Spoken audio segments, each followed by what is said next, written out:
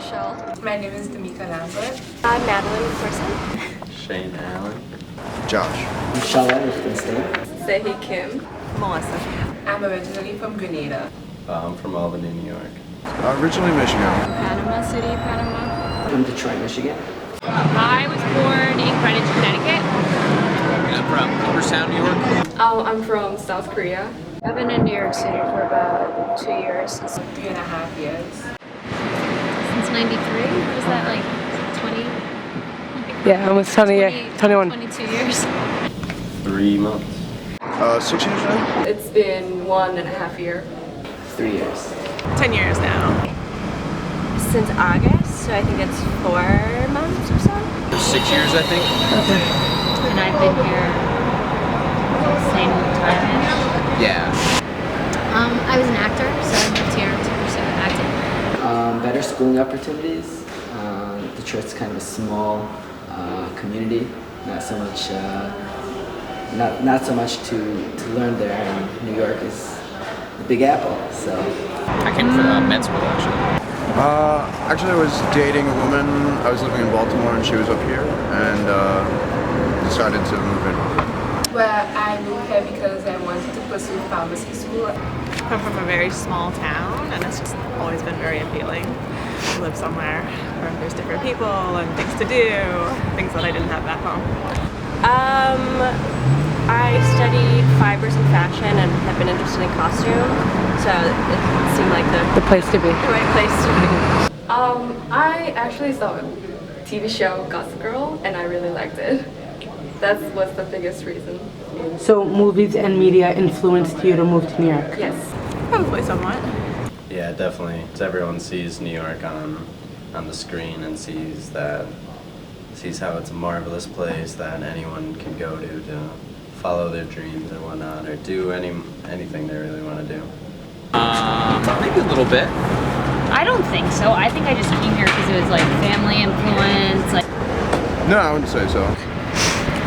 I wanted to move to New York when I was extremely young, and I don't know if it was based off of any media. I really don't know what drove me to come here. I think it was just big city vibe. It was mostly influenced by family being here and me wanting to have a support system while being in school.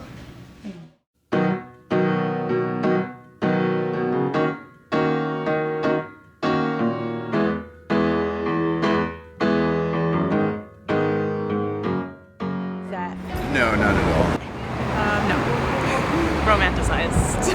I don't know, it's just is portrayed as so positive, I feel like, and everybody falls in love in New York and like makes it big time.